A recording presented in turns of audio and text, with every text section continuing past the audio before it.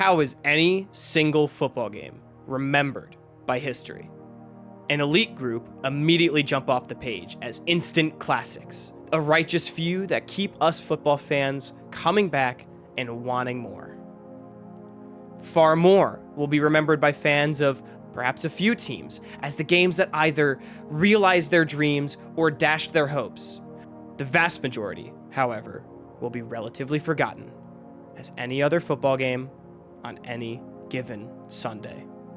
But even within those games, there will be a story, a moment, or a statistic that might just be worth remembering, that might just give that game its significance. Starting this week, I present to you one interesting stat for every NFL team, Week 19 edition, also known as Wildcard Weekend.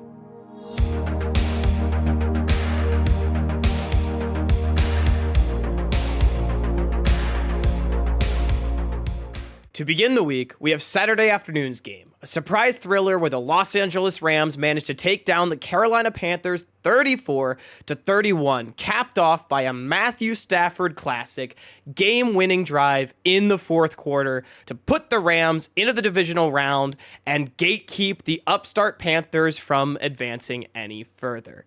But some of you may or may not have known that that is Matthew Stafford's 50th career game-winning drive, 39th fourth quarter comeback, as well as the Rams did trail against the Panthers earlier on in the game.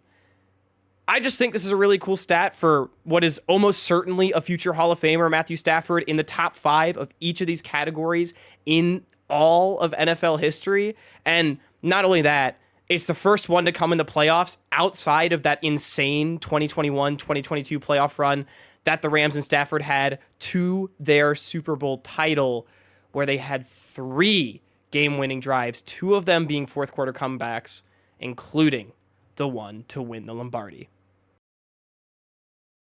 Now, while the end result may not have been what Panthers fans were hoping for, honestly, I feel like they have a lot to be happy about, putting up an incredible playoff performance against the Los Angeles Rams in a season in which, honestly, expectations were not super high for most people for this team.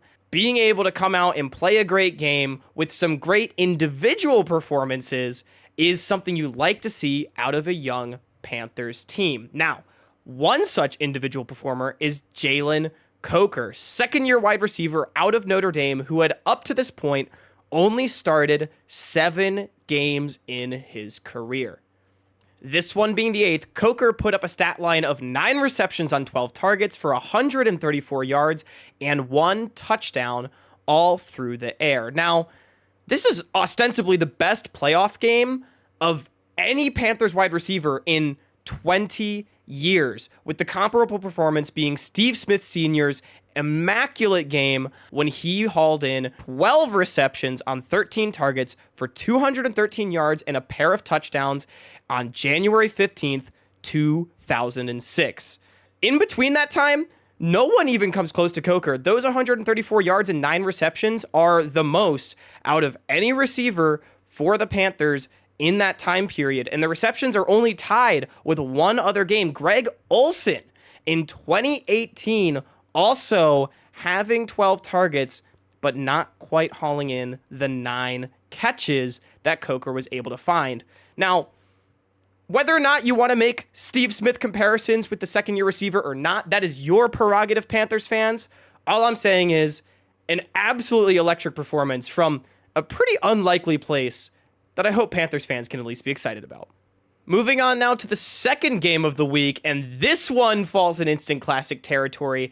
It's the Chicago Bears' comeback victory over the Green Bay Packers 31-27.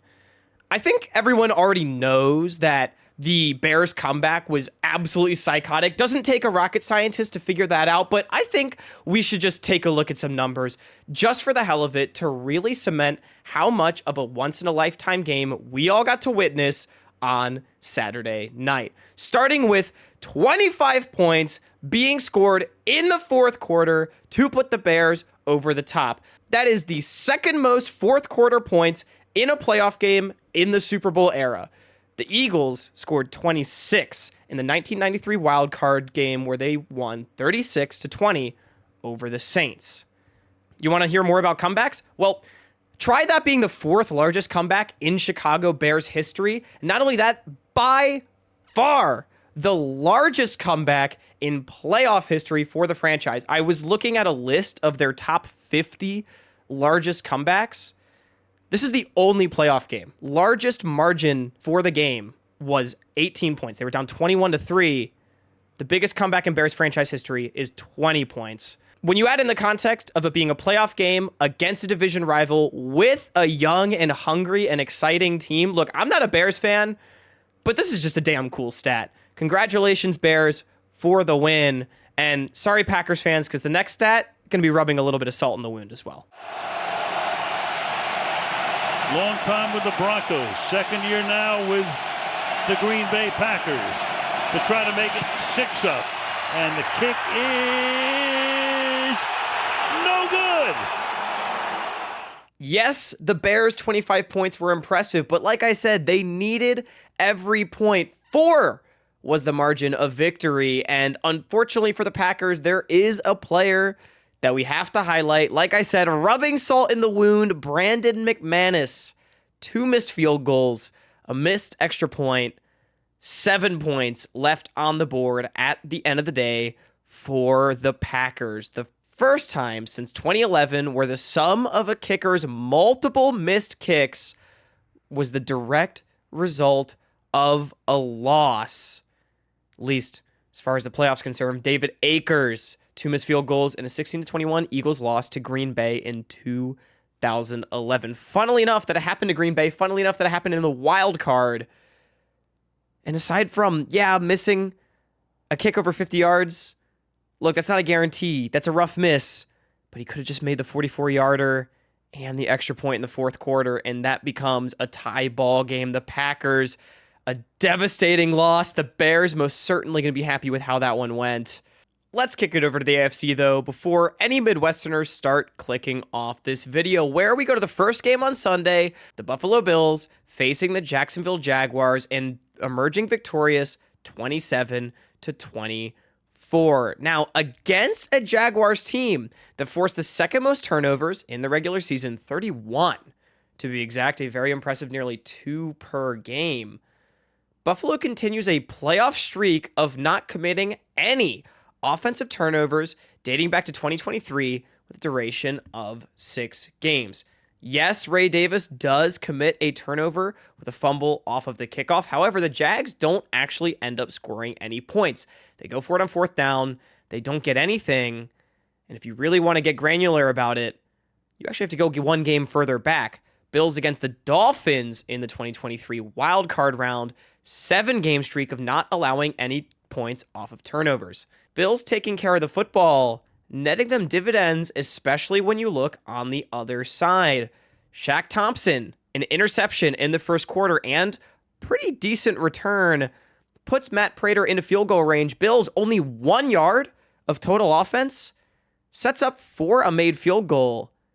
Those 3 points end up being the difference, sending the Bills to the divisional round of the playoffs. For the Jags, though, not only did they fail to force a turnover, which is unfortunate in and of itself, but they also do have their weakest defensive performance since their 8-game win streak began a few months ago. 27 points allowed ends up being the most that they've let up since they lost to the Texans all the way back in Week 10, 36-29. The average points allowed that they allowed in those first 9 games where they started only 5-4 was 24.44. In those final 8 games, they only let up 14.5. The Bills took care of the football against the second most dominant team in terms of turnovers, and they also were able to put up points against what had been a stalwart Jags defense. As we move into the middle game of Sunday, though, we do get a stat that's just a little bit more fun for everyone. It's a wide receiver passing touchdown. Yes, everybody knows Juwan Jennings throws a 29-yard touchdown to Christian McCaffrey to put the 49ers on top of the Eagles early on in the fourth quarter. But what you might not have known So that's actually Jennings' second career touchdown pass. The first was a 21-yarder, also to Christian McCaffrey, also in the postseason. That one in Super Bowl 58 against the Chiefs. Jennings is now 2 for 2 as a passer in his career for 50 yards and a touchdown, both of them coming against reigning Super Bowl champions. I feel like that's just a fun little connection to make. The 49ers keeping certain plays in their bag of tricks for the teams that they know are going to be the biggest problems. This time, the 49ers do emerge victorious. They're the ones heading on to the divisional round in the NFC. We shouldn't go past this game, though, without also highlighting some Eagles standouts. Yes, they may have been few and far between on offense, as they have now let go their former offensive coordinator. But on defense, Quinyon Mitchell putting up 2 INTs against the 49ers. They're the only 2 turnovers of the entire game, and they keep things relatively close. What's funny about these 2 interceptions is that Quinyon Mitchell now brings his interception career total on 2 seasons up to 4. All 4 of them have come in the playoffs. So this guy, a clutch ball merchant, keeping the Eagles in the game. Unfortunately, not quite enough against the 49ers the other day, but definitely a guy to watch. I mean, shoot, as someone that grew up watching Ed Reed, being able to turn the ball over in the playoffs is definitely a trait that I think is worth preserving. As we move into the Sunday night game, things have definitely passed peak excitement as far as the scoreboard is concerned, but I think that's where the fun little storylines and stats hold even more value. For the Chargers, there's been a hell of a lot of discussion and criticism thrown their offense's way after the 16-3 beatdown the Patriots put on them in the wild card round in Foxborough, specifically surrounding Justin Herbert and their offensive line. I mean, I get it. Their offensive line is a ragtag group of mostly backups and practice squad guys, and Justin Herbert, for now the 4th playoff game in a row, has not only failed to win, but in this one, he puts up only 159 yards through the air on 31 attempts for no touchdowns. But let's take a step back, perhaps, and talk about the offense as a whole. I don't mean to punch down, but the Chargers, a franchise I would say is relatively synonymous with playoff disappointment through at least my lifetime, which, you know, in terms of football, let's just say is the turn of the century. And their 204 yards of total offense beats any of the disappointments they've had over that 25 or so year span. They've not had that few dating back to 1993, where they had 202 yards in a shutout that the Dolphins put down on them in that divisional round. Turns out, only 200 yards of total offense, not exactly conducive to scoring points. I do want to talk a little bit more about Herbert, though. Again, I think a lot of criticism, some of it valid, some of it maybe not, is being levied his way. In terms of the offensive line, Herbert was blitzed a lot in this game. 17 blitzes over the course of the game from the Patriots is pretty high proportionally. However, his amount of dropbacks where he was actually pressured and his percentage of bad throws weren't really that high. I think for as much fun as it is to talk about how their O-line may be Swiss cheese, or about how Herbert is Mr. Potential Man that has yet to win a playoff game, it was really just a rough outing for the Chargers offense as a whole. Maybe speaks to part of the reason that they let go Greg Roman as their offensive coordinator. We'll have to see how that one shakes out for Chargers fans in the 2026-2027 season. The other stat in this game, though, is a bit of a weird one. It's honestly more of a stat for both teams, and I think it's more of just a conversation of what a pass rush actually looks like when one team is the Los Angeles Chargers and the other team has a second-year quarterback in his first ever playoff game. This is the 4th time in the last year, calendar year, that teams have combined for 11 or more sacks in the playoffs. Herbert getting sacked 6 times, Drake May going down 5, pretty even split. But when we talk about 4th time in the playoffs since the last calendar year, that's only happened 3 other times in the entire rest of the century. Otherwise a very rare occurrence. This stat is almost interesting because it's somehow become commonplace that quarterbacks are just going down like crazy in the playoffs. Some more context for you all. The Chargers were the team that was sacked the second most in the season, letting up 60. The next most out of teams that actually made the playoffs was the Patriots. They're all the way down at 48. It's a pretty big gap between them, but yeah, turns out These guys, not great at protecting their quarterbacks. For the final Monday Night Football game of the year, we have the Texans' 30-6 beatdown of the Pittsburgh Steelers. In this game, CJ Stroud really didn't do his team any favors by committing 3 turnovers that pretty much prevented them from building any sort of meaningful lead until the game was basically already over.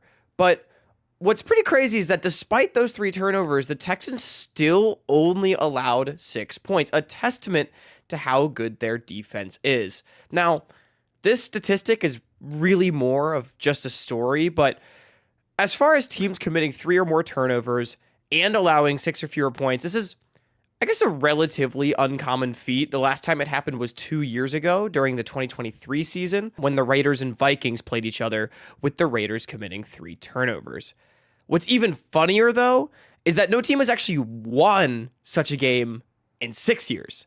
The Raiders lost that game 3-0. So yes, they allowed 6 or fewer points, but they couldn't put up any of their own. To find that game where a team actually won, we have to go to the Giants beating the Commanders 24-3 while committing 4 turnovers back in 2019. This is much more of an anomaly in the playoffs, however.